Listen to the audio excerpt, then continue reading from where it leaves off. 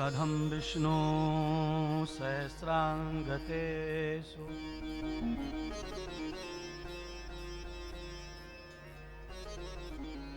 भस्मं तथा तलटुयुक्तव्यासं।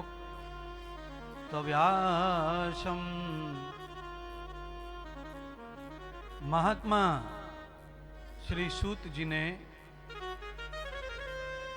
88,000 ऋषियों को अलग अलग प्रकार से समझाने का प्रयत्न किया। सौनक जी ने पूछा कि महादेव भस्म क्यों लगाते हैं। देखिए, आज ये जो सवाल है ये बहुत अच्छा है और इसका जो उत्तर है वो तो और अच्छा है, क्योंकि सभी को ज्यादातर मालूम नहीं होगा कि भस्म क्यों लगाते हैं शिव। भस्म लगाते हैं ये तो सबको मालूम है, पर क्यों? अनन्यार कारणम विभूषिता रुद्राम च कर्मणः। कोई भी कर्म ऐसा नहीं है जो बिना कारण के किया जा रहा है। व्याकरण में भी कारण जो है कार्य क्रिया की सिद्धि का द्योतक है। अगर व्याकरण में कार्य और क्रिया सिद्ध होती है तो उसके पहले कारण प्रकट होता है। आज हम काशी में कथा सुन रहे हैं तो उसका भी कोई कारण है। तो भगवान सूत जी ऋषियों की संतुष्टि करते हैं और उत्तर देते हैं कथा का। कहा, सौनक जी, ये जो प्रश्न आपने किया है यही प्रश्न एक बार माता पार्वती ने स्वयं जगत पिता से किया था। माता पार्वती ने पति से पूछा कि आप ये शमशान की राख लगाते क्यों हैं? अशुद्ध चीज को शरीर पर पोतते हैं क्यों?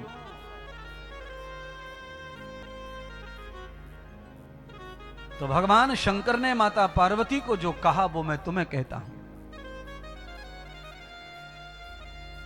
तो भगवान शंकर माता पार्वती को कह रहे हैं कि देवी,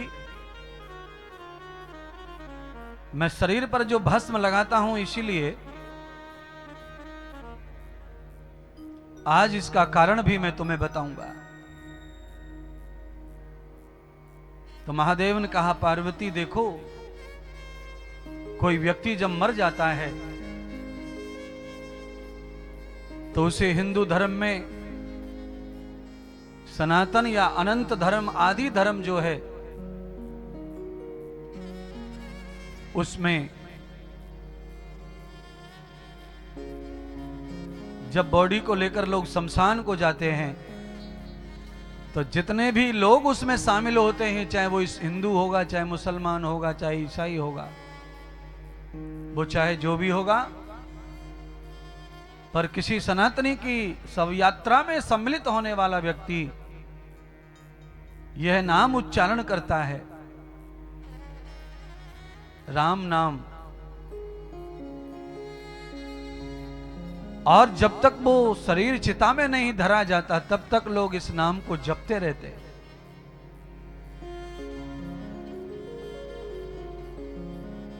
उस मरे हुए शरीर में चाहे पाप है या पुण्य है ये मैं नहीं देखता, पर उस मरे हुए शरीर के कारण इतने लोगों ने राम जी का, मेरे इष्ट का नाम जाप किया, इसीलिए उस शरीर में सारे नामों का प्रताप पैदा हो जाता है और वो जब जलता है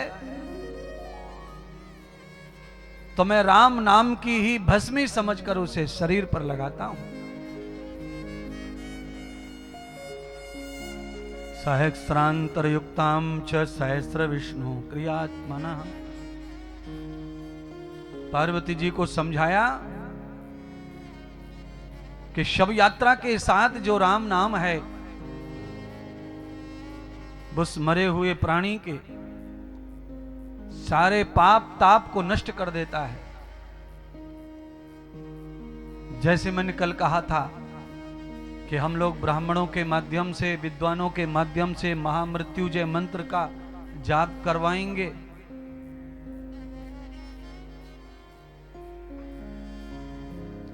उन्नीस और 20 तारीख को जाप होगा महामृत्युंजय मंत्र का। 2 दिन ब्राह्मण आकर के आप सबके नाम का जाप करेंगे, जो जो करवाएंगे उनका। क्या नाम जाप करने का महत्व है, तो इसीलिए आज ये कथा सुना रहे हम। भगवान शिव कह रहे पार्वती, भगवान श्री राम का जो नाम लेकर सब यात्रा के साथ आते हैं, तो सब यात्रा में जो शरीर है मरा हुआ, उसके सारे पाप नष्ट हो जाते हैं। और जब वो भस्मी बनती है, उसके जल के राख बनती है, मैं उसे अपने अंग पर लपेट लेता हूं। जैसे हनुमान सिंदूर लपेट लेते हैं, वो भी मेरा ही रूप है रुद्र का, ऐसे ही मैं राख लपेट लेता हूं। क्योंकि उसमें भी राम समाये हैं, सिंदूर में और राख में भी राम ही समाये हैं, इसीलिए मैं भस्म लगाता हूं। सूत जी ने सोनक आदि को यह कथा सुनाई। इतनी महिमा है राम नाम की। शिव जी कह रहे हैं हाँ। तो भगवान सूत ने एक और कथा सुनाई फिर। तो का तावते त्वयाम गक्षिताम आग्रहतो वासगृहणाम। भगवान शिवजी ने माता पार्वती से भोजन मांगा। हे देवी पार्वती, भोजन प्रदान करो, भूख लगी है। एक दिन भगवान शंकर ने जब भोजन मांगा, तो उस समय माता पार्वती विष्णु सहस्त्र नाम का पाठ कर रही थी। आवाज माता पार्वती ने दी, भोलेनाथ आज भोजन थोड़ा विलंब से मिलेगा। क्यों? क्योंकि मैं विष्णु सहस्त्र नाम का पाठ कर रही हूं और अभी पाठ को पूरा होने में 2 घंटे शेष हैं। 2 घंटे के बाद ही भोजन बनाऊंगी और आपको खिलाऊंगी, अधूरा नहीं छोड़ सकती। तो महादेव कहते हैं पार्वती सुनो, दिन भर का विष्णु सहस्त्र नाम का जो पाठ है, उसका फल दिन भर का जो भी बनता होगा, और वही फल तुम्हें मिल जाए पल भर में, तो कहा मैं क्षणक में छोड़ दूंगी और आपको भोजन बना के दूंगी। तब ही भगवान शिव ने कहा, देवी एक बार श्री राम बोल लो मुंह से। और एक बार राम बोलने का मतलब है दिन भर के विष्णु सहस्त्र नाम का पाठ फल प्राप्त हो जाएगा। पार्वती जी ने राम बोलकर भगवान को भोजन तत्काल भोग दिया।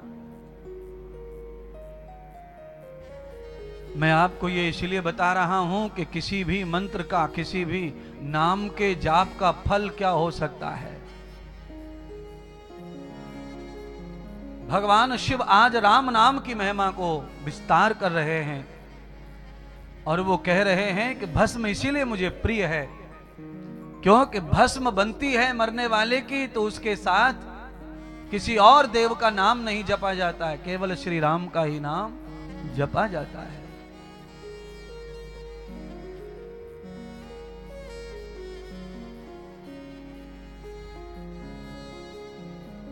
इसीलिए मैं भस्म लगाता हूं। वो भस्म नहीं है, वो रसायन है राम नाम की। दिन भर भी मैं राम नाम नहीं जपता हूं, तो राम नाम जपने का फल प्राप्त हो जाता है मुझे भस्मी लगाने से। रोमांतरयुक्ताम तनुभूत भावे। कभी कभी सिद्धांत से फल मिलता है और कभी कभी भाव से फल मिलता है। सब जगह विज्ञान घुसेड़ने की जरूरत नहीं है, सब जगह सिद्धांत भी लगाने की जरूरत नहीं है। हर जगह भाव नहीं काम करता, हर जगह सिद्धांत भी काम नहीं करता है। यथार्थ मूले कर्मम विवाह। कहीं भाव बड़ा है तो कहीं क्रिया बड़ी है, विधि विधान बड़ा है। पर सब जगह विधि विधान बड़ा नहीं है, सब जगह भाव भी बड़ा नहीं है। विष्णु सहस्त्र नाम का जो पाठ माता पार्वती कर रही थी, वहां विधि विधान और सिद्धांत ही फल देगा। पर श्री राम नाम में, भगवान के नाम में सिद्धांत की जरूरत नहीं है। सिद्धांत का मतलब है नहाना धोना, शौच क्रिया से निवृत्त होना, दांतुन करना, ब्रश करना, आसन बनाना, आसन की पोजीशन ठीक करना, आहार निद्रा, ये सब चीजों से फ्री होना, ध्यान धारणा से जुड़ना, ये सिद्धांत है। पर भगवान शिव कहते हैं पार्वती यहां सिद्धांत की नहीं, यहां भाव की विशेषता है।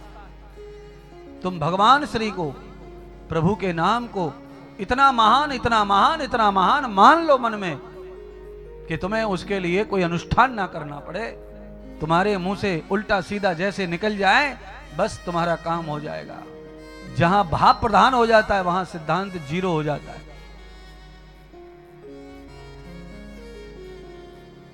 सिद्धांत में भाव तो जीवित रहता है, पर जहां भाव होता है वहां सिद्धांत मृत हो जाता है। तो कभी कभी प्यारे भक्तों, आप सिद्धांत की पूजा पाठ करो, अनुष्ठान करो, यम नियमासन प्राणायाम, प्रत्याहार, ध्यान धारणा आदि समाधि के चक्र में जाओ। पतंजलि ऋषि को स्वीकार करो, कणाद गौतम को स्वीकार करो, कपिल को स्वीकार करो, पर कभी कभी नाम की विशेषता को स्वीकार करो। नाम की विशेषता कैसी है? नाम की विशेषता ऐसी है मिश्रा जी, नाम की विशेषता ऐसी है कि उसे लेटे लेटे पड़े पड़े बिस्तर में भी आप जप सकते हैं। वहां कोई यम नियम की जरूरत नहीं है। भगवान की भक्ति के लिए यम नियम की आवश्यकता बहुत नहीं है। जिस हाल में, जिस चाल में और जिस ढाल में रहो, राधा रमण राधा रमण राधा रमण कहो। ओम नमः शिवाय, ओम नमः शिवाय। जय जय श्री सीताराम। ब्रश करने की आवश्यकता ही नहीं है। अच्छा, कोई सोच रहा होगा कि दांतों में ब्रश आदि करके ही भजन करना चाहिए ना। भजन तो आप हर पल हर श्वास कर सकते हैं। मल द्वार में जब आप बैठे हैं वहां भी राम नाम ले सकते हैं, और दुनिया लेती भी है। जिनको बैठने में उठने में तकलीफ है ना, वो राम का नाम लेके ही बैठ पाते हैं, उठ पाते हैं। हाँ, कभी भी देख लेना आपको, अगर बैठने में तकलीफ है तो मुंह से स्वतः ही राम नाम निकलता है। चाहे बोलो मत बोलो, वो निकल ही जाता है। जैसे कभी कभी घबराहट में, डर में आदमी का मूत्र निकल जाता है, ऐसे ही आदमी के मुंह से राम नाम भी निकल जाता है। कब? जब उसे कोई कष्ट होता है तब, कोई परेशानी होती है तब, जब व्यथित होता है तब। याद नहीं करना पड़ता कि ऐसे समय पर राम बोलना चाहिए ना, निकल ही जाता है वो। क्यों? क्योंकि वो हर समय हमारा साथी है, मदद के लिए हर पल हमारे साथ है।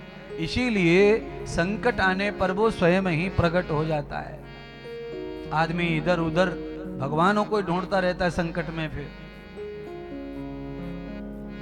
उनके ही द्वार पर माथा टेकता है, या उनका जाप स्मरण करता है, या उनसे अपनी बात कहता है। और मुझे पूरा विश्वास है कि ऐसा ही होना चाहिए। क्यों? जब आपत्ति आती है तो अपनों को भी भगवान ही जोड़ता है हमसे। अपनों से भी लाभ हमें तभी मिलता है जब प्रभु कृपा करता है। नहीं तो कई घरों में बूढ़े लोग सड़ रहे हैं, मर रहे हैं, कोई नहीं पूछ रहा है। और कई घरों में बूढ़े लोगों को भगवान की तरह सेवा मिल रही है। ये क्या है? ये उस राम नाम का विश्वास का फल है, भक्ति सेवा का ही फल है कि आपको अपने ही पाल रहे, पोस रहे, सेवा दे रहे हैं। नहीं तो भैया अपने भी कहां रोटी, कहां पानी, कहां सेवा देते हैं। समय जब बिगड़ जाता है, अर्थात आपत्ति काल में क्या काम आता है? आपका किया हुआ शुभ कर्म, सत्कर्म ही काम आता है। इसीलिए प्यारे बंधुओं, ज्यादा से ज्यादा अपने जीवन में शुभ कर्मों की पूंजी इकट्ठी रखो। ना जाने कब संकट आए, विपत्ति आए, दुख आए, बीमारी आए, नहीं समझता। उस समय वो पुण्य हमें जिंदा करके लाता है। देखिए, हार्ट का ऑपरेशन हुआ, उम्र हो 70 साल, 80 साल, बुढ़ापा, और उस समय हार्ट ऑपरेशन करना पड़े, यानी बाईपास करना पड़े, तो बड़ा कठिन है बचना। पर आपका भगवतीय कर्म, आपका पुण्य कर्म, आपका कर्म जो भागवत का है, वो आपने कर लिया है, तो मैं कहता हूं आप 90 साल के भी हॉस्पिटल से बच के आएंगे घर पे। आपको और शुभ कर्म करने का अवसर मिलेगा। और जब हमारे पास में पुण्य नहीं रहता, शुभ कर्मों की पूंजी नहीं रहती, तो भर जवानी में भी ऑपरेशन जाने के लिए समय ही नहीं देते भगवान। हॉस्पिटल नसीब नहीं होता, डॉक्टर का कर्म सफल नहीं होता। क्यों? सफल डॉक्टर का कर्म नहीं है, सफल तुम्हारा ही कर्म है। डॉक्टर तो निमित्त बना है तुम्हारे हार्ट को इधर से उधर बदलने का। डॉक्टर के पास में किसी को जीवित करने की कला नहीं है।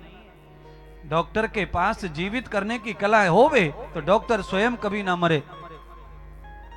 पर डॉक्टर के पास में आपके यंत्र प्रणाली को ठीक करने की कला है। आपका पुण्य, आपका कर्म आपके साथ है, तो डॉक्टर की जो कला है वो भगवान की कला बन जाती है और आपको पूरी तरह ठीक कर देती है। कितने लोग हार गए जुआ कोरोना में, और कितने लोग जीत गए। जिनके आगे और पीछे, दाएं और बाएं, चारों तरफ नोटों की गड्डी लगी थी, वो हार गए, चले गए, मर गए। और जिनका कोई पूछने वाला भी नहीं था, पड़े थे, सड़ रहे थे हॉस्पिटल में, वो आज मस्त अपना दुकान मकान चला रहे, वापस घर आ गए।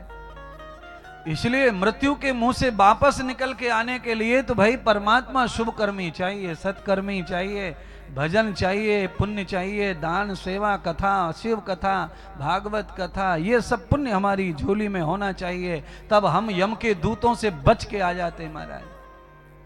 कई लोगों को शेर ने काटा पर नहीं मारा, छूट गए, और कई लोगों को सपत्ता खा गया, यानी कि पूरा पूरा ही निकल गया।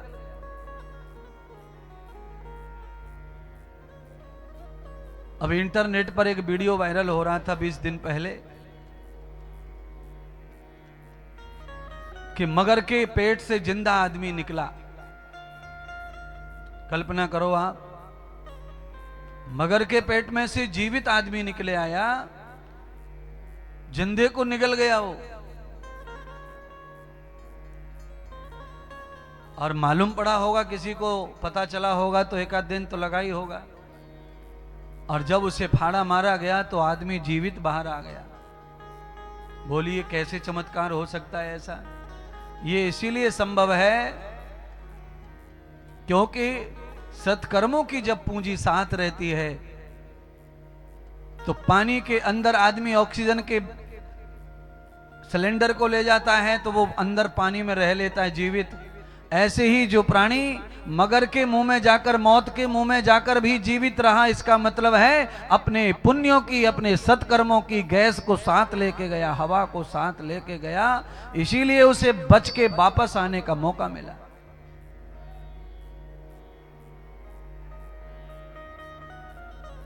शिव कथा की महिमा सुना रहे हैं सूत जी। तो भगवान श्री सूत जी ने शिव महिमा, इसका महत्तम सुनाते हुए एक और पति पत्नी की कथा सुनाई। कौन है वो पत्नी? तो कहा चंचुला नाम है उसका, और उसके पति का नाम है विंदुक, वो भी ब्राह्मणीय है। उनका भी जन्म दक्षिण भारत का बताया, पत्नी बड़ी धर्मात्मा और पति बड़ा दुरात्मा। पत्नी पतिव्रता और उसका जो पति था बिंदु वो बहुत दुष्टा धूर्त। कहते हैं वो इतना धूर्त इतना दुष्ट था कि अपनी पवित्र और सुंदरी स्त्री को छोड़ करके अपने गांव की समस्त स्त्रियों को अपनी पत्नी मानता था और उसी तरह का जीवन जीता था। एक दिन भयंकर रोगों से ग्रसित होकर उसे मृत्यु प्राप्त हो गई और इतने सारे पाप की अपनी पत्नी को धोखा देकर के वो पिशाच योनि में चला गया।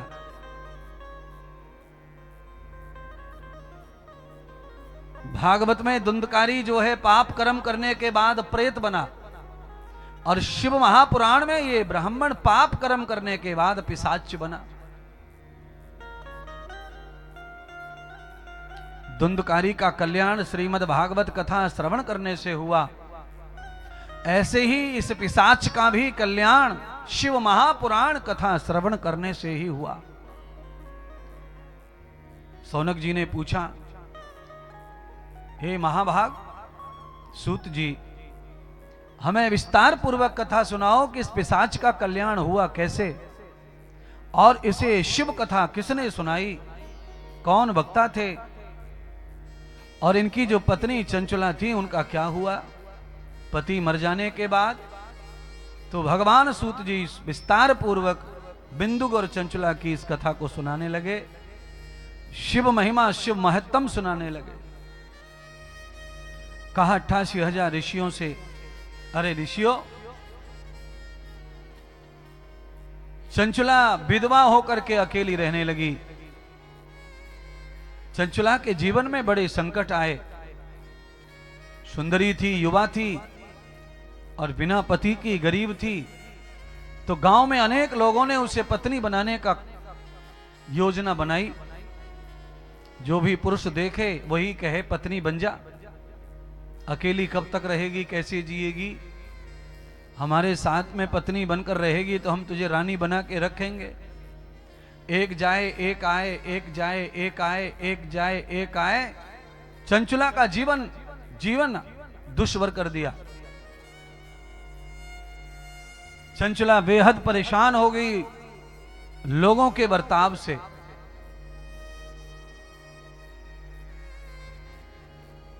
तो चंचला ने एक दिन क्रोध में आकर अपना नुकसान कर लिया। एक आदमी दिन में कई बार आता और चंचला को बार बार कहता मेरी पत्नी बन जा। तो चंचला आज क्रोधित हो गई, थक गई, परेशान हो गई। रोज रोज की इससे ये संसार विषयों में डूबा हुआ है और यहां विषयों के लिए लोग मर गए और मार डाले और मारने के लिए लोग आतुर हो जाते हैं विषय के कारण ही। चाहे कितना भी बुरा अपशब्द बोलना पड़े बोलते हैं, केवल विषय भोग के कारण। विषय की आतुरता बढ़ जाने के कारण, उपलब्धि न होने के कारण आदमी का स्वाभाविक चरित्र चिड़चिड़ा हो जाता है। और ये मनुष्य की विकृति है, प्रवृत्ति है, ये सभी मनुष्यों में पाई जाती है। अगर मन की इच्छा पूरी नहीं हो रही है तो उस इच्छा के लिए वो चिड़चिड़ा होता है, विकृत होता है, क्रोधी होता है और कुछ उल्टा कुछ सीधा कर सकता है और करता है।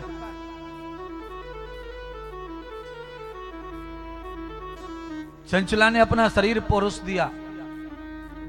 लो धूर्तो, अरे मूर्खो, विषय के अंधो, इस चमड़ी को, इस शरीर को खा जाओ। कहते ही धूर्तों को जब शरीर परोस दिया तो चंचला ने जीवन में अपने पति के साथ भी कभी सहवास नहीं किया था। उसे पता ही नहीं था कि क्या होता है शरीर का स्पर्श। जैसे ही दुर्गम संग हुआ, चंचला के शरीर में भी वो विषय प्रवेश हो गया और जब काम प्रवेश हो गया तो चंचला को भी काम की आदत पड़ गई। अब चंचला भी अनेक मर्दों के साथ, अनेक पुरुषों के साथ अपना रिश्ता बनाने लगी। उसका फल ये मिला कि अपने पति की तरह चंचला भी बेहद बीमार पड़ गई। शरीर उसका जर्जर हो गया और जर्जर शरीर लेकर के चंचला पूरे गांव में बदनाम हो चुकी थी। बंधुओं, इस तरह का कोई पुरुष होवे जिसके बारे में समाज में लोग अच्छी बात नहीं करते, अनेक महिलाओं के साथ किसी पुरुष के संबंध हैं और उसके घर से अगर कोई पुरुष निकलता है तो कोई बदनामी या कोई लालच नहीं है, उस तरह का कोई प्रॉब्लम ज्यादा नहीं आता है। पर कोई महिला अगर बदनाम हो जाती है समाज में और उसके घर से कोई पुरुष निकले तो बहुत बड़ी बदनामी होती है, बहुत बड़ा लाचारी मिलती है। चाहे वो साधु ही पवित्र ही लौटा है, पर बद अच्छा बदनामी बुरी वाला काम है। बिना किए का बदनाम होता है, क्योंकि औरत का दुर्चरित्र समाज में बर्दाश्त नहीं माना गया है।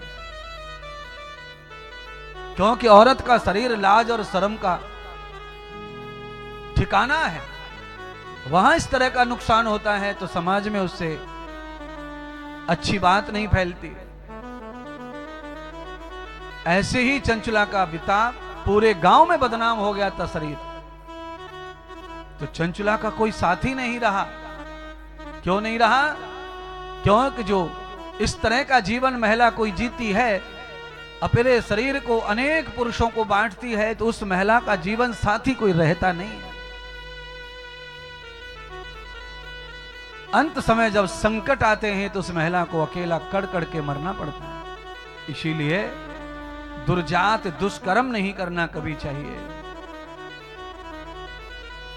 चाहे कितनी भी भयंकर परिस्थिति हो, चाहे जितनी आवश्यकता हो जीवन की,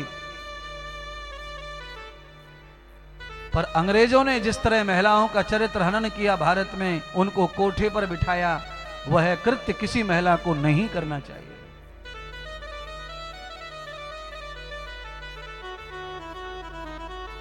चंचला ने निश्चय किया कि गांव में किसी से कुछ मांग भी नहीं सकती, क्योंकि कोई भी मुंह नहीं देखता मेरा। अंत तो गत्वा चंचला ने सोचा कि पास में नदी बह रही है, उसमें प्राण अंदान कर दूं, मृत्यु को जल समाधि ले लूं। और ऐसा सोच के चंचला भी जल समाधि लेने के लिए, जल में डूब के मर जाने के लिए, आत्महत्या करने के लिए निकल पड़ी। और जैसे ही चंचला सरोवर के तट पर या नदी के तट पर पहुंची तो भगवान सूत कहते हैं सौनक ऋषि को, अचानक चंचला ने क्या देखा और क्या सुना।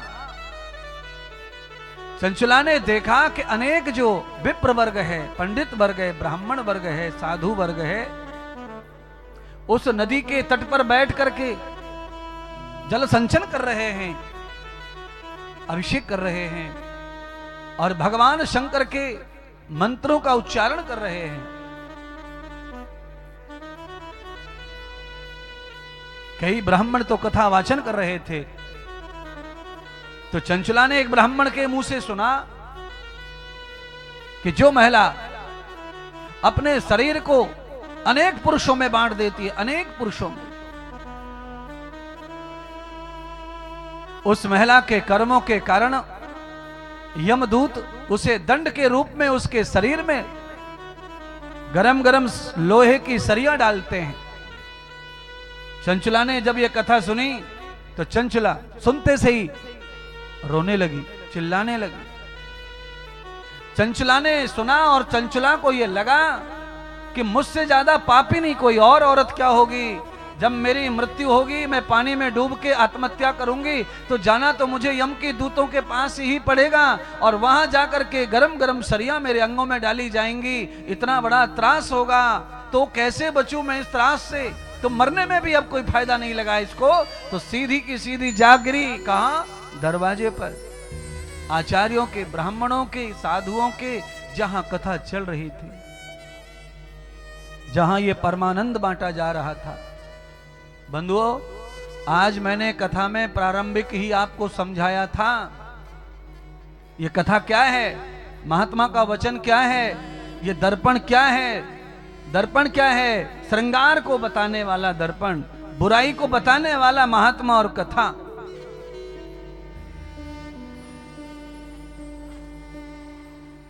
हर कर्म का फल है, यहां मिलेगा चाहे जहां मिलेगा, पर मिलेगा।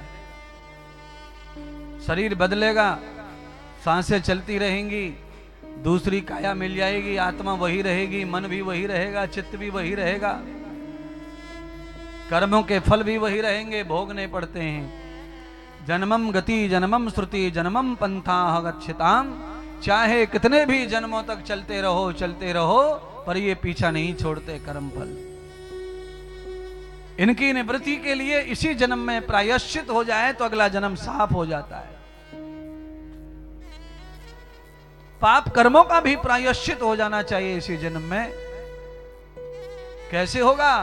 तो कहा ऐसे ही धाम में आकर के कथा, यज्ञ, सेवा और दान, ये हमारे पाप कर्मों का प्रायश्चित करने का उपाय है। ये यज्ञ कर्म है, कथा सुनना और सुनाना।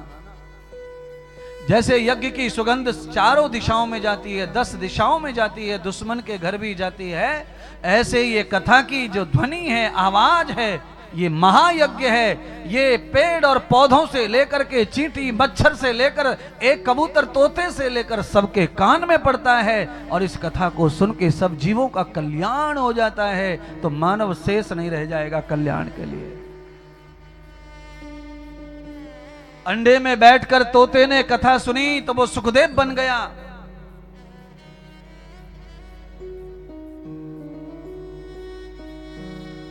तो कथा का प्रचार ऐसे ही नहीं बढ़ रहा कलयुग में। जिस तरह की बीमारी बढ़ती है उसी तरह की दवाइयां बनती हैं, ध्यान करो। जिस तरह की बीमारियां बनती हैं उस तरह के डॉक्टर पढ़ाई पढ़ते हैं, हॉस्पिटल बनते हैं।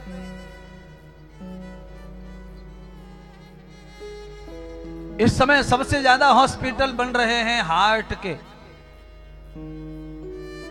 दिल के मरीज ज्यादा हो रहे हैं।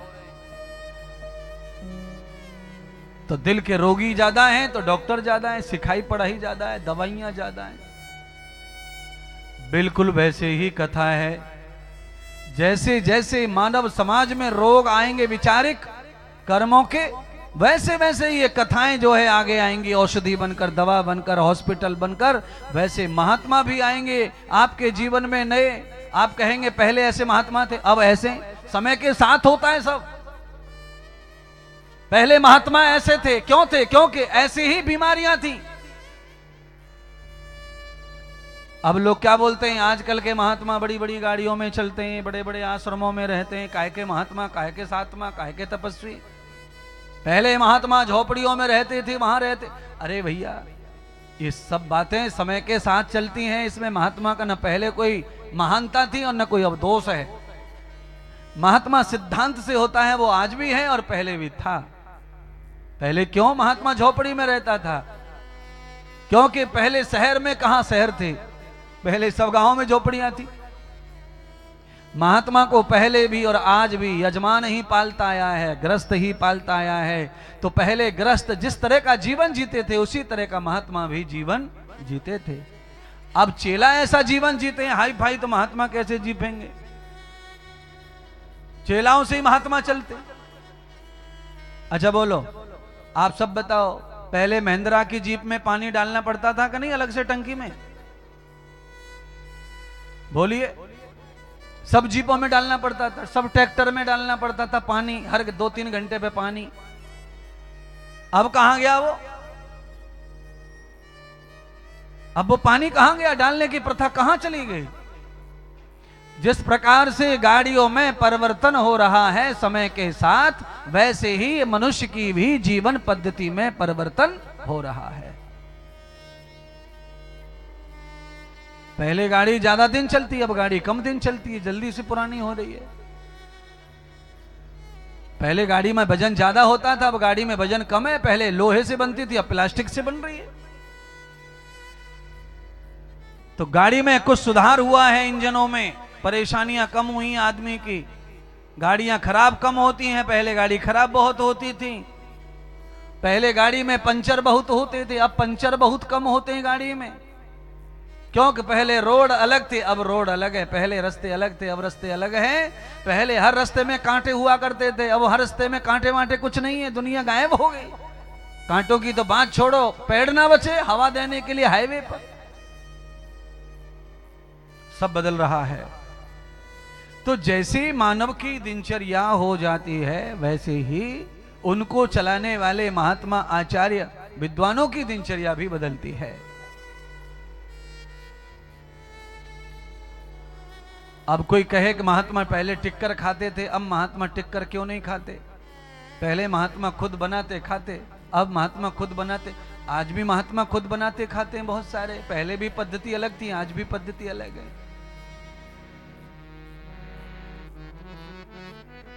शिष्य का जीवन, यजमान का जीवन, समाज का जीवन कैसा होता है, उसके साथ ही, समाज के साथ ही समस्त का जीवन जुड़ा हुआ है।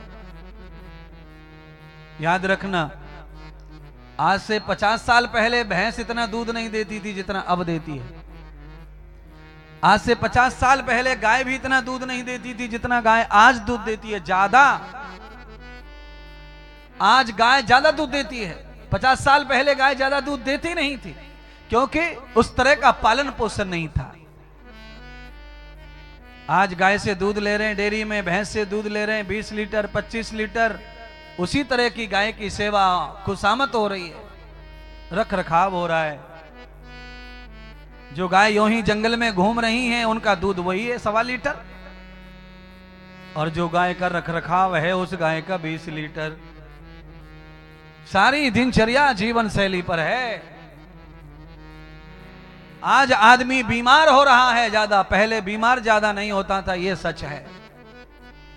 कारण, पहले आदमी बीमार कारण क्यों नहीं होता था? पहले बीमार नहीं होने के पीछे कारण है उसका जल्दी जगना, जल्दी सोना।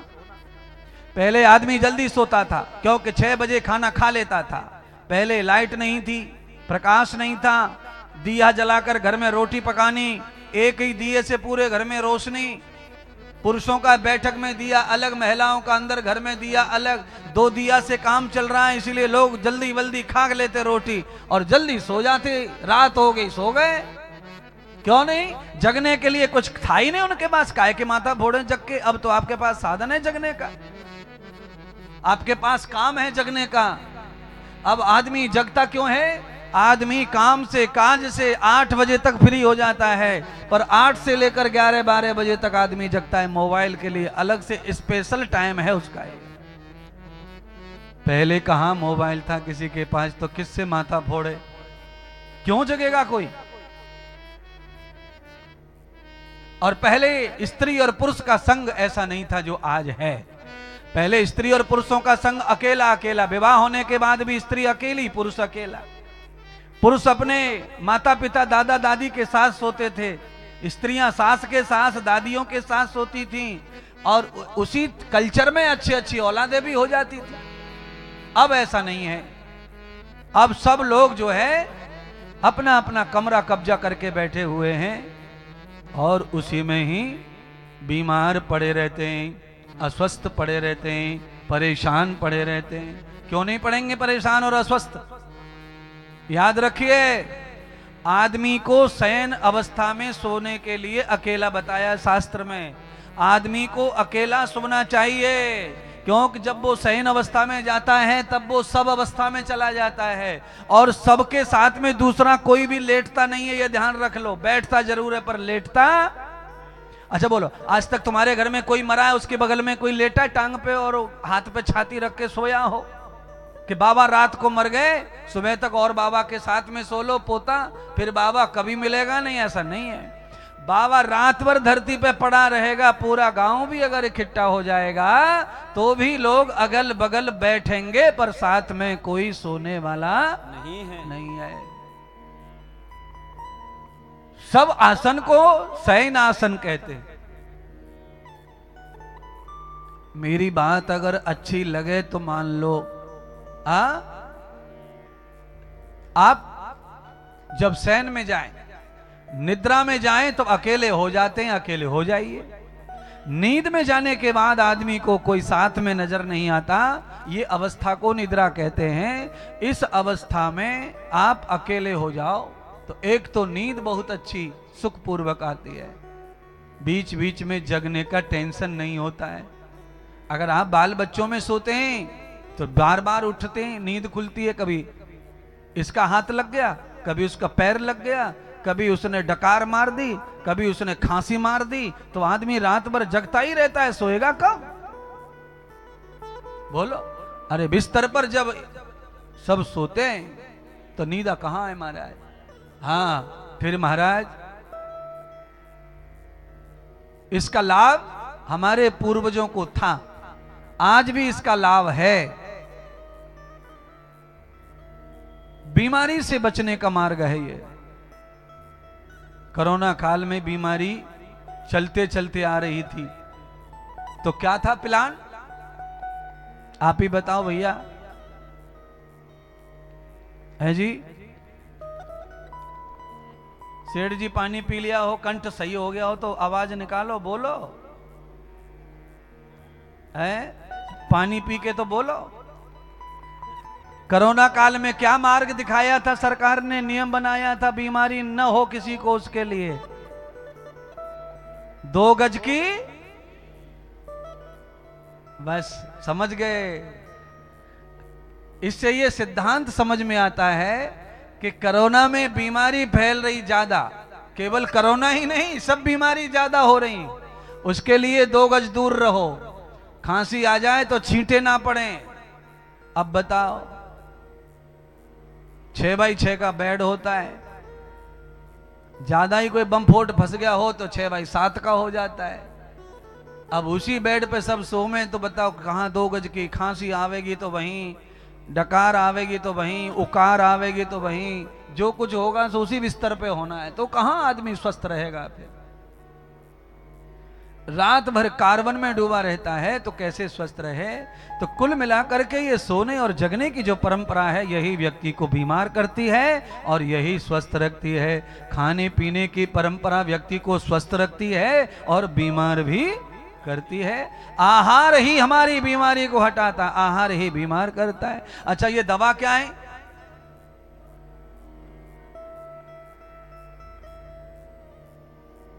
उर्दू में दवा, हॉस्पिटल को उर्दू में कहते हैं दवा खाना। क्या कहते हैं? हाँ, पहले पुराने जमाने में जब ज्यादा हॉस्पिटल नहीं थे प्राइवेट, खाली सरकारी हॉस्पिटल था ब्लॉक लेवल पर, तो डॉक्टर क्या करते थे मालूम होगा तुम्हें किसी को? डॉक्टर जो हॉस्पिटल में ही दवा खिलाते थे, घर के लिए बांधते नहीं थे पोटली। हॉस्पिटल में जाओ और वहां दवा खा के आ जाओ, ठीक? उसी लिए दवा खाना, यानी कि ये औषधि, ये दवा भी खाना ही है, आहार ही है। उससे हम ठीक भी हो सकते हैं और बीमार भी पड़ सकते हैं। भोजन से ठीक हो सकते हैं, बीमार हो सकते हैं। इसीलिए अनुकूल भोजन खाओ। जरूरी नहीं है कि सब्जियां कटोरी में 3 परोस दी कि वो सब्जी खानी ही खानी है। अगर वो सब्जियां खा के मेरा मन और मेरी बुद्धि और मेरा शरीर बीमार पड़ेगा तो वो सब्जियों को हाथ जोड़ दो, तुम अपने घर जाओ, जहां से आई है वहीं वापस जाओ। अगर मैं खाऊं तो मैं बीमार पड़ूं। किसी की श्रद्धा, किसी का भाव जो भी हो सकता है अच्छा, पर ना शरीर जो है वो भावना से नहीं, शरीर सिद्धांत से चलता है। यहां सिद्धांत की जरूरत है। शरीर भाव से नहीं चलेगा, शरीर चलेगा विज्ञान से, सिद्धांत से। शरीर में जो तंत्र है वो विज्ञान से बना हुआ है, ये भूगोल विज्ञान से बना है, शरीर विज्ञान से बना है, तो आहार की जरूर इसमें विज्ञान की आवश्यकता है। इसीलिए भोजन ऐसा कीजिए जो रसदार हो, सिंपल हो, स्वादिष्ट हो। जिस भोजन में रस नहीं, स्वाद नहीं, सिंपल नहीं, वो भोजन तुम्हारे मन और बुद्धि को खराब करेगा, बाद में शरीर को भी बीमार करेगा। रसदार भोजन और स्वादिष्ट और सरल होना चाहिए, पवित्र होना चाहिए। मसालों का उसमें मात्रा होनी चाहिए, समता होनी चाहिए मसालों की। कम हो जाए मसाले तो सब्जी नहीं खाई जाए, ज्यादा हो जाए तो नहीं खाई जाए। तो आदमी फिर क्या करेगा? भूखा ही रहेगा। वो कहां खाया नहीं रहा तो भूखा ही है ना, फिर वो कहां पेट भरेगा उसका। जो आपने परोसा वो जैसा का वैसा वापिस आ रहा है, इसका मतलब भूखा है।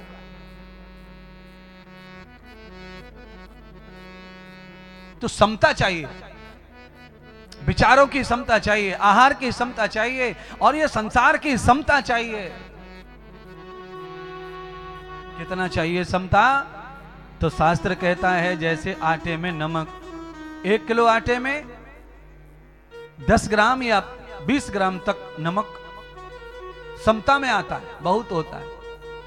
अगर आप 1 किलो आलू की सब्जी पकाते हैं तो उसमें 25 ग्राम नमक काफी हो जाता है और ज्यादा ही हो जाएगा। 2 ग्राम हींग काफी है 1 किलो आलू के लिए, 5 ग्राम जीरा काफी है। रसदार बनाना हो सब्जी तो 1 किलो पानी काफी है। 1 किलो आलू में बराबर का पानी डालते हैं। रसदार सब्जी बनानी है, रसीला बनाना है तो बराबर का पानी डाल दो, और बराबर का पानी सब्जी को पकाता है। और जब पानी सब्जी को पकाता है तो साथ में पानी भी जलता है, उसमें रसदार सब्जी बन जाएगी। और सूखी सब्जी तो आप जानते ही हैं। अब आप सोच रहे होंगे महाराज सब्जी का ज्ञान देने आए हो आपके शिव कथा सुना रहे हो ना? सब्जी तो केवल दृष्टांत है, उदाहरण है समझाने के लिए, समझ में जल्दी आ जाए आपको वो है। समझा तो मैं ये रहा हूं कि आहार विहार नित्य युक्ताम, आहार विहार के लिए नित्य युक्त जीवन चाहिए तो आदमी साधक स्वस्थ मस्त योगी बना रहता है। नहीं तो जीवन में क्या है? बीमारी बीमारी है, बचपन से बीमारी है। एक व्यक्ति ऐसा नहीं बैठा है पांडाल में पूरे में जो स्वस्थ है। किसी को कोई बीमारी, किसी को कोई बीमारी, चाहे वो छोटा हो, चाहे वो बड़ा हो, चाहे वो कुंवारा हो, चाहे ब्याया हो, चाहे दादी हो, चाहे दादा हो, चाहे पोता। अच्छा बोलो, 5 वर्ष के बच्चे को भी बीमारी है, दवा उसके नाम की भी आई हुई रखी है घर में। ये गुड्डू की दवा, ये पप्पू की दवा, ये सोनी की दवा, ये टिंकी की दवा, ये बड़ी अम्मा की, ये बीच की चाची की, ये बड़ी अब पूरे घर में सबके डिब्बे अलग अलग दवा के रखे। अच्छा अब में खाते अलग अलग हों, अच्छी बात है। अकाउंट में डिटेल में सब चीज अलग है, अच्छी बात है। सबके एटीएम अलग अलग हो, अच्छी बात है। फोन भी अलग, अब बताओ दवा भी अलग अलग रखी है सब।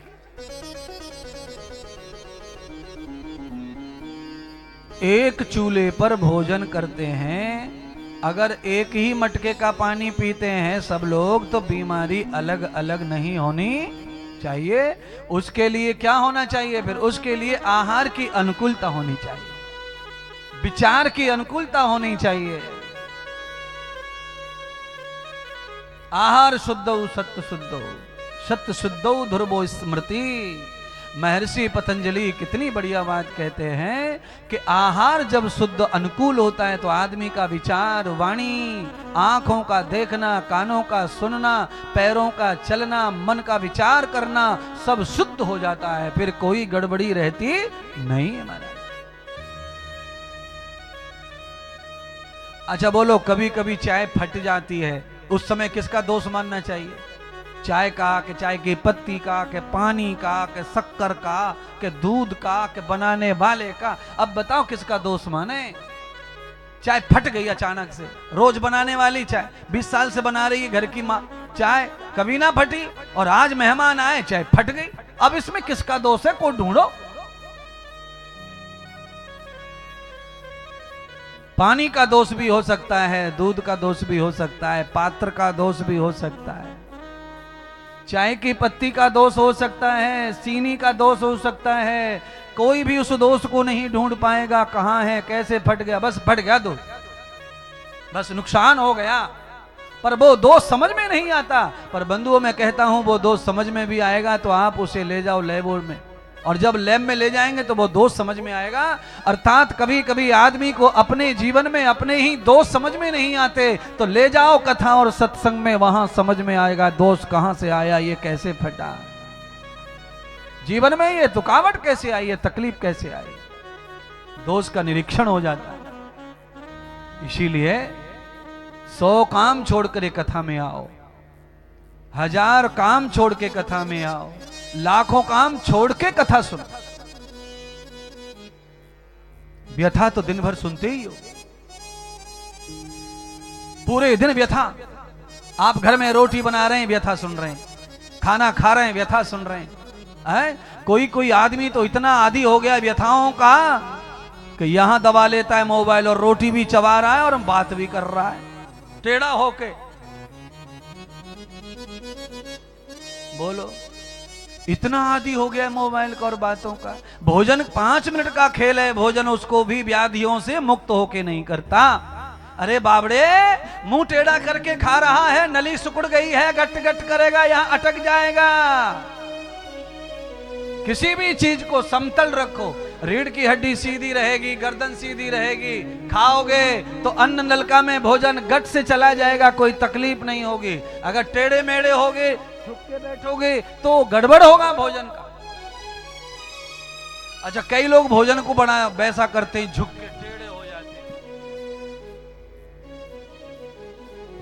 कई लोग ऐसा भोजन करते हैं, इतना झुक जाते हैं। इसीलिए भोजन करने की पद्धति में गर्दन और रीढ़ की हड्डी सीधी होनी चाहिए। अगर ये सीधी हैं तो अन्न नलिका जो है वो बिल्कुल परफेक्ट हो जाती है भोजन लेने के लिए। फिर आप उसमें जल्दी जल्दी में थोड़ा ज्यादा भी डाल लेते हैं कभी कभी, वो भी सीधा सही जगह पे चला जाएगा, प्रेशर नहीं। ये सारी चीज आपको मैं इसलिए बता रहा हूं क्योंकि इसका नॉलेज रखता हूं और आपको भी बीमार नहीं देखना चाहता, स्वस्थ देखना चाहता। क्यों?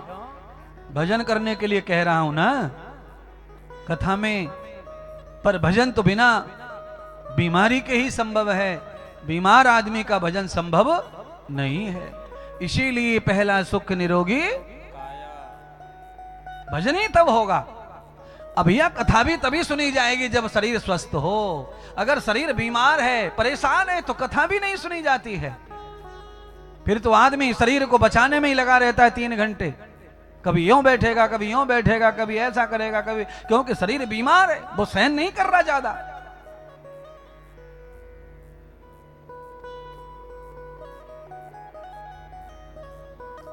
लौट के कथा में आइए। ये कथा सुना रहा था, सुनाते सुनाते आपके जीवन को पूरा अच्छा चाहता हूं। क्यों? क्योंकि चंचला का जीवन जो है संग के कारण खराब हो गया। आधा जीवन उससे अच्छा बिताया और आधा जीवन उसका संग बिगड़ते ही खराब हो गया।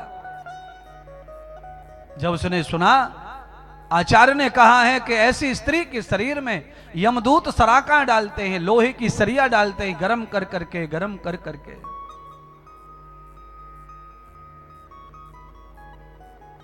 डर गई, कर्म का फल जब सुना महात्मा के मुंह से तो डर गई, घबरा गई और रोती बिलखती चिल्लाती हुई महात्माओं की शरणागति हो गई। इसका अर्थ है कि दुनिया में बड़े से बड़ा पापी घिनौने से गुनाना पाप करके आया हो और उसने अगर सतगुरु की, महात्मा किसी तपस्वी की और व्यास पीठ पर बैठने वाले व्यास की अगर शरणागति ले ली है, तो व्यास की पावर इतनी होती है, व्यास गद्दी का अधिकार इतना होता है, चाहे वो योग्य कम हो, चाहे वो तपस्वी कम हो, चाहे वो चरित्रवान कम हो, पर ये गद्दी का मान इतना है कि इस पर जो बैठता है उसे पूरा अधिकार होता है कि ऐसे महापापी को भी वो तार सकता है, सवार सकता है, प्रायश्चित करवा सकता है। हमने देखा कई डॉक्टर दारू पीते हैं, कई डॉक्टर सिगरेट पीते हैं। दारू पीने, सिगरेट पीने की बुराई उनकी पर्सनल है, पर वो डॉक्टर मरीज को अच्छा कर देते हैं, बीमार को अच्छा कर देते हैं। ऐसे ही हम लोग कथाकार कई बुराइयों से भरे हो सकते हैं, पर वो आयोजक यजमान का कल्याण कर देते हैं। दुहितो न यजमस्य कर्मणम, क्यों? यजमान का जो कर्म है वही उसका कल्याण करता है। यजमान ने जो शुभ कर्म, जो सत्कर्म रचा है, अपनी पावन कमाई पेट काट काट के जो धन जमा किया है, उधार लिया है, कर्जा लिया है, पर भगवान के लिए, अपने पितरों के लिए जो कार्य कर रहे हैं, ऐसे लोगों का रास्ता साफ रहता है। भगवान उनके कांटे हटा देते हैं, उनके जीवन में फूल बखेर देते हैं, उनके लिए रास्ता साफ हो जाता है। अपने पितरों का, अपने गुरु, अपने भगवान का जो सोचता है उसका रास्ता साफ रहता है। जिनको अपनी मस्ती के लिए पैसा है, पर ना बुजुर्गों के लिए कोई पैसा, न भगवान सेवा में, न धर्म के लिए, न राष्ट्र के लिए पैसा है, केवल भोग के लिए पैसा है, उपयोग के लिए पैसा है, पर सदुपयोग के लिए नहीं है। ऐसे लोगों के जीवन में कांटे ही कांटे रहते ज्यादा। कांटों का अडंबार भी लगा हो वो भी अपने आप समाप्त हो जाते हैं। सत्कर्म में वो ताकत है, शुभ कर्म में वो ताकत है, भजन में वो ताकत है, सेवा में वो ताकत है। बंधुओं, चंचला ने जब रो रो कर विनती की, हे प्रभु, हे गुरुदेव, हे ब्राह्मण, हे आचार्य, मुझे बचा लो, मुझे बचा लो, मैं महापापनी हूं, मैं घिनौनी पाप कर आई हूं, जो कथा आपने सुनाई वो मेरे लिए सुनाई है, मैं वही पापी स्त्री हूं, मैंने अनेक मर्दों के साथ संबंध किया है, मेरे शरीर में यमराज ऐसी सराकाएं डालेंगे, मुझे बचा लो, मुझे बचा लो, मुझे बचा लो।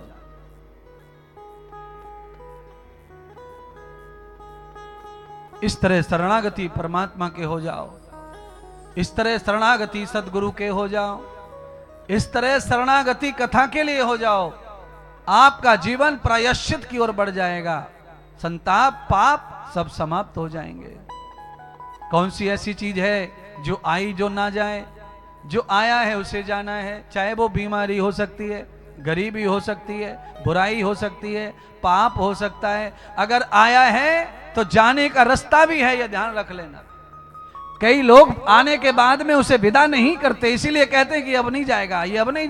दुनिया का जाएगा, आया है तो जाएगा, रास्ता है तभी आ सकता है तो जाएगा भी। फर्क है रास्ता चौड़ा न होने पर बैक जैसे आए वैसे जाना पड़ता, उसी रास्ते। रास्ते अच्छे रहते हैं तो घुमा घूम के भी चले जाते हैं। छोटा रास्ता है, अगर हम चले गए तो हम आ जाएंगे। बीमारी आई है तो जाएगी, पर उसका उपाय होना चाहिए, उसका पथ्य होना चाहिए, उसका परहेज होना चाहिए। सब कुछ सुलभ है। कुछ करना ही नहीं है, खाली दवा ही खानी है तो नहीं जाएगा वो। उसका उपचार होना चाहिए औषधि के साथ, और परहेज होना चाहिए औषधि के साथ। सब अच्छा हो जाएगा, सब कल्याण हो जाएगा। है आप लोगों का क्या है परहेज? लोग दिखाने जाएंगे डॉक्टर पर, वो दो चार परहेज बता दे तो पूछ लौट लौट के पूछते हैं, अच्छा डॉक्टर साहब ये खा सकते हैं क्या? अच्छा डॉक्टर साहब ये खा सकते हैं क्या? डॉक्टर ने पहले ही कह दिया ये नहीं खाना, ये नहीं खाना, ये नहीं खाना, फिर भी वही वही पूछते हैं बार बार। डॉक्टर हार के थक जाता है, वो कहता है सब खाओ और गोलियां भी खाओ। समस्या बड़ी है। एक वैद्य जी थे, पुराने जमाने की कथा है। तो वैद्य जी ने मरीज को दवा दे दी और कह दिया कि भाई हल्का भोजन करना। तो मरीज घर पहुंच गया। अब रात को दवा खा के सो रहा था, तब सोचने लगा कि हल्का भोजन क्या है भाई, हल्का भोजन क्या है भाई, हल्का भोजन क्या है। तो हल्का भोजन जब वो सोच रहा था तो उसने नियोजन में सोचते सोचते सब गणित लगाए। तो उसने सोचा कि गिलास में पानी भर लो, और पानी में अगर हम घी और तेल डालें तो तेल और घी ऊपर आ जावे पानी के, तो पानी से हल्का घी और तेल है। तो उसने पानी पीना बंद कर दिया और घी खाना शुरू कर दिया। बाद में उसका और गणित लगाया उसने। फिर उसने गणित लगाया कि घी और तेल कढ़ाई में छोड़ दो, और उसमें फिर लोई बनाकर बेल करके रोटी छोड़ दो, पूड़ी बन के ऊपर आ जावे, कचौड़ी ऊपर आ जावे, समोसा ऊपर आ जावे। तो उसने कहा तेल और घी से हल्का समोसा, तो समोसा सुबह शाम ठूसे जाए, ठूसे जाए, और पूरा शरीर जाम हो गया। तब वैद्य के पास गए, महाराज बचाओ, क्या हुआ क्या हुआ? तो कहा भाई मेरा क्या दोष है, मैंने दवा दी, परहेज बताया, हल्का भोजन बताया, तूने हल्का भोजन किया नहीं। तो उसने कहा महाराज मैंने तो इतना हल्का भोजन किया है कि आप तो तुमने बताया भी नहीं था, उससे भी ज्यादा हल्का। तो डॉक्टर ने पूछा क्या हल्का? तो मरीज डॉक्टर को भी पढ़ाई पढ़ाने लगा, महाराज आपने देखा होगा तेल में और पानी में, जब आप पानी में तेल डालते हैं, घी डालते हैं, तो घी ऊपर तैरता है, इसका मतलब पानी से हल्का घी है। और कढ़ाई में तेल और घी में पूड़ी डालते हैं तो पूड़ी ऊपर आती है तैर के, तो पूड़ी हल्का भोजन है। इसीलिए मैंने तो पूड़ी खाई है, मालपुआ खाए, समोसा ठूसे।